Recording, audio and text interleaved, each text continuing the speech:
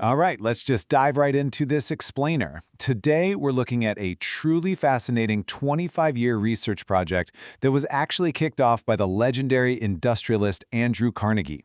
His goal was simple, but honestly incredibly ambitious. He wanted to uncover the actual psychological secret to wealth. You see, Carnegie firmly believed that the formula for success shouldn't just be locked away for some wealthy elite, it should be absolutely accessible to everyone. So he tasked a young Napoleon Hill with studying the most successful people on the planet to distill this exact formula. Now think about this for a second, because it really challenges our most basic assumptions. We are all basically conditioned to believe that backbreaking, grueling hard work is the one and only path to financial independence, right? But this idea hooks us into a totally different journey, the discovery of how a completely intangible impulse of thought can literally create a physical reality. It suggests that wealth doesn't start in your wallet. It actually begins in the mind before it ever reaches your bank account. To really wrap our heads around this, we're exploring Napoleon Hill's classic 1937 text, Think and Grow Rich. And let's be clear, this isn't just some fluffy motivational pamphlet. It's a comprehensive philosophy compiled from the actual success frameworks of over 500 titans of industry. We're talking about heavy hitters, people like Henry Ford, Thomas Edison, F.W. Woolworth. These were men who started from absolute scratch, with literally nothing to give in return for riches except their thoughts, their ideas, and organized plans. And if you're thinking this just sounds like a bunch of unproven theory, check out the historical validation here. We actually have an endorsement from former U.S. President William Howard Taft. I mean, that is a powerful testament that this common-sense philosophy was highly respected at the absolute highest levels of government. Taft even wrote that the material in Hill's philosophy is something every single leader in every walk of life should understand. It's remarkable proof of the real-world application of these principles. Okay, so let's start with the core foundational premise. Thoughts are things, and they become incredibly powerful things when you mix them with a definiteness of purpose, persistence, and a burning desire to translate them into actual riches. If your goal is just kind of a vague wish, it has zero power, none. But a definite thought, backed by absolute purpose, that is the starting point of literally all achievement. This brings us to our first major concept, and it's best understood by looking at two totally opposite stories. On one hand, you have the unyielding persistence of Edwin Barnes, and on the other, the tragic, premature quitting of R.U. Darby. We've got two men facing monumental obstacles, but with entirely different internal responses to them. Let's look at Barnes first.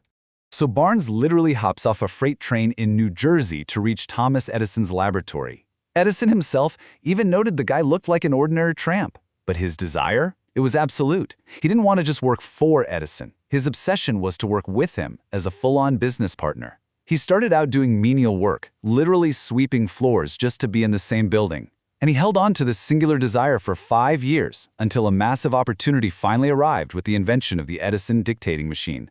This quote really says it all. He basically said, "Look, I came here to go into business with Edison, and I'll accomplish this end if it takes the remainder of my life." He completely burned all his bridges. There was no route of retreat. It was win or perish. And that is exactly the kind of mindset required to pull off a massive undertaking. And spoiler alert, he did win. He eventually secured a national contract to sell that very dictating machine, making himself a massive fortune in the process. Now, in stark contrast to Barnes, we have R.U. Darby. Darby catches gold fever, heads west, and actually strikes a super-rich vein of gold ore. Amazing, right?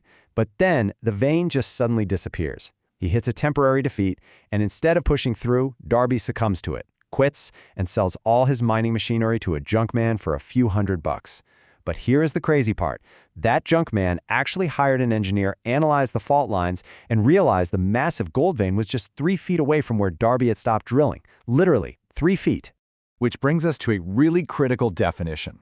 A burning desire is not some fleeting wish or a casual, oh, it would be nice if kind of hope. It is a definite, pulsating obsession where you are completely willing to stake your entire future on a single turn of the wheel. Barnes definitely had it. Darby, initially at least, did not.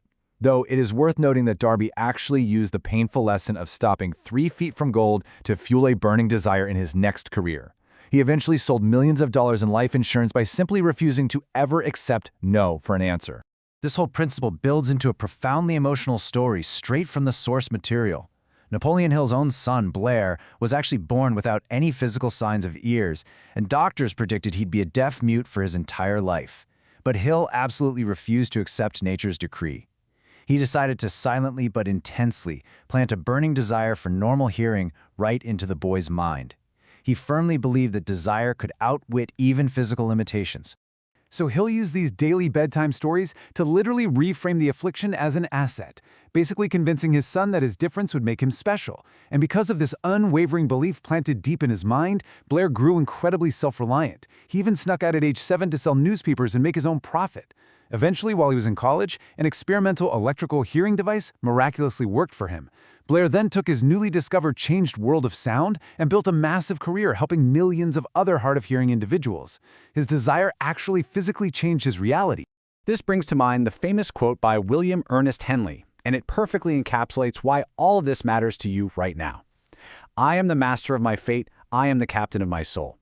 Napoleon Hill explains that we are the masters of our economic and physical fate for one specific reason. We have the incredible power to control and emotionalize our dominating thoughts. The universe actually adapts to the nature of the thoughts we actively choose to hold in our minds. Okay, so understanding the power of thought is fascinating, but how do we actually apply this secret to our own daily lives? Like, how do we get unstuck? Well, the source material gives us a highly specific, totally actionable playbook for transmuting your intangible desire into its physical, financial equivalent. Here is the actual roadmap, and you might want to jot this down. Step 1. Fix the exact amount of money in your mind. Don't be vague. Step 2. Determine exactly what you will give in return, because, let's face it, there's no such thing as something for nothing. Step 3. Establish a definite date. Step 4. Create a definite plan and start immediately, whether you actually feel ready or not. Step 5. Write it all out in a very clear statement. And finally, Step 6. Read that statement aloud twice a day, seeing, feeling, and believing yourself already in possession of the money. And fun fact, Thomas Edison himself scrutinized these exact steps and verified they are essential for attaining any definite goal. Now hold on, because there is a catch here. Just reading a statement off a piece of paper isn't enough to magically change your life. You need a catalyst. You need what the author calls the head chemist of the mind, which is faith, to actually bring those 6 steps to life. Without faith, your daily readings are literally just empty words bouncing off the walls. So let's clearly define what we mean by that. The author strictly defines faith, not as some passive, floating hope that things will work out, but as a psychic state of belief that you can actively manufacture. It's a state of mind induced by affirmation or repeated instructions to your subconscious. By blending the vibration of thought with the true emotion of faith, you open up a direct line of communication with what Hill refers to as infinite intelligence. You're probably wondering, okay, but how do I just generate faith if I'm not feeling it right now? It all comes down to the principle of autosuggestion. You can absolutely develop unshakable faith by repeatedly feeding your subconscious mind positive, emotionalized instructions. You literally have to conduct yourself and act as if you already possess the wealth or success you desire. If you continually repeat a belief and intentionally eliminate negative emotions, your subconscious will finally accept it as truth and begin translating it into its physical equivalent. So I'm going to leave you with this provocative final thought, one that really echoes the very core of this entire philosophy. Now that you've been introduced to the Carnegie secret, this idea that thoughts combined with burning desire and faith literally shape reality, what is your definite major purpose? What is the one obsession you are willing to burn your bridges for today? I really hope this explainer has sparked a fire in your mind to figure out that purpose and pursue it relentlessly.